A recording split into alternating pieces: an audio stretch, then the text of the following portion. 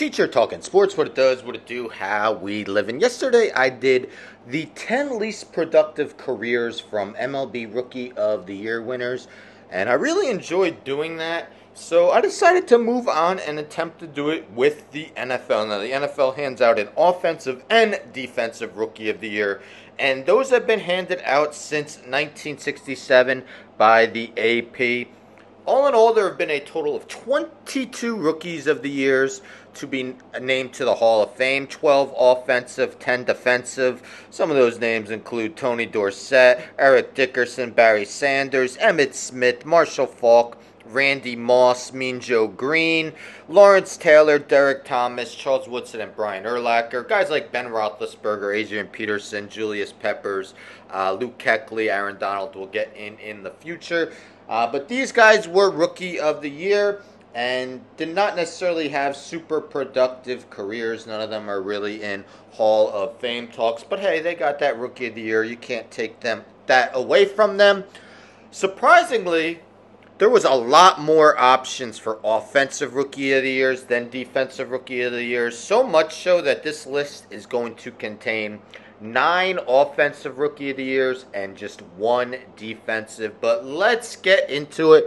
I'll name them in descending order from 10 to 1. Starting with 10th, Leonard Russell, the 1991 Offensive Rookie of the Year when he rushed for 959 yards and 4 touchdowns. Now, Russell did rush for 1,088 yards in his third season in 1993, but he played just 6 seasons and never averaged more than 3.6 yards per carry in any of those 6. Didn't do much receiving, 122 receptions, 0 touchdowns. Did have 29 rushing touchdowns, but again, just 6 years in the NFL. 9th, let's go with Ruben Mays, the 1986 Offensive Rookie of the Year, where he rushed for 1,353 yards and 8 touchdowns. Now, the following season, he was named to a Pro Bowl, just like he was as a rookie. 917 yards in 12 games. But 1988 dropped to 628, missed the whole 1989 season. 1990 rushed for 510. Then he retired, then came back to have 29 carries over 2 seasons for the Seahawks. 23 rushing touchdowns for his career. 8th, RG3, Robert Griffin III, 2012 Offensive Rookie of the Year. What a magical season it was for Griffin III with the Redskins in 2012, going 9-6, 20 touchdowns, just 5 interceptions, while also rushing for 7 more touchdowns, 815 yards. Went 9-6 as a starter.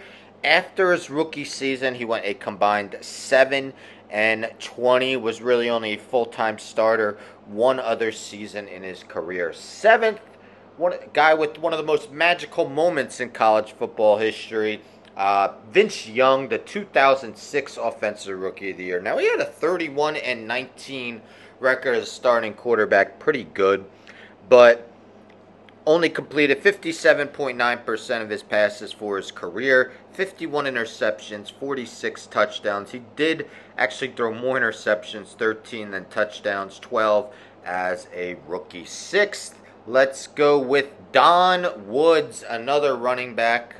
Plenty of running backs on here. The 1974 Offensive Rookie of the Year, where he rushed for 1,162 yards and 7 touchdowns. Before his career of 7 seasons, had just 3,087 rushing yards and 16 rushing touchdowns. Another 5 receiving touchdowns as well. 5th, the second New England Patriot running back, John Stevens, the 1988 Offensive Rookie of the Year. Stevens rushed for 1,168 yards and 4 touchdowns as a rookie. His following 2 seasons, he also rushed for over 800 yards, but his career completely derailed after that. 3,440 rushing yards over 7 seasons. And much like Russell, never had a season averaging at least 4 yards per carry for his career. 4th, the only defensive guy on here, Vernon Maxwell. No, not Mad Max from former Houston Rocket. Vernon Maxwell was the 1983 Defensive Rookie of the Year for the Baltimore Colts, their last season in Baltimore. Credited for 11 sacks, had 8.5 the following season, just 2 after that. played just 6 seasons in the NFL. Third, let's go with Earl McCulloch. McCulloch was the 1968 Offensive Rookie of the Year, first and only receiver on here. Had 40 catches for 680 yards and 5 touchdowns in his rookie season.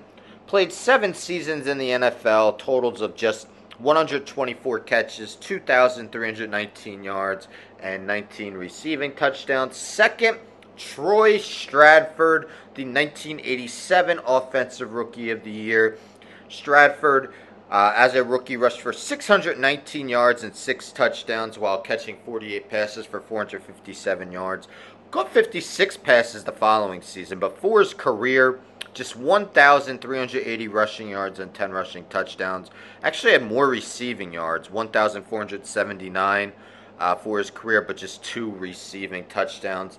And first, let's go with Dennis Shaw, the least productive Rookie of the Year in my eyes in NFL history. Of course, it's subjective list. 1970 Offensive Rookie of the Year, and you wonder how he got it. He started 12 games, went 3-8-1.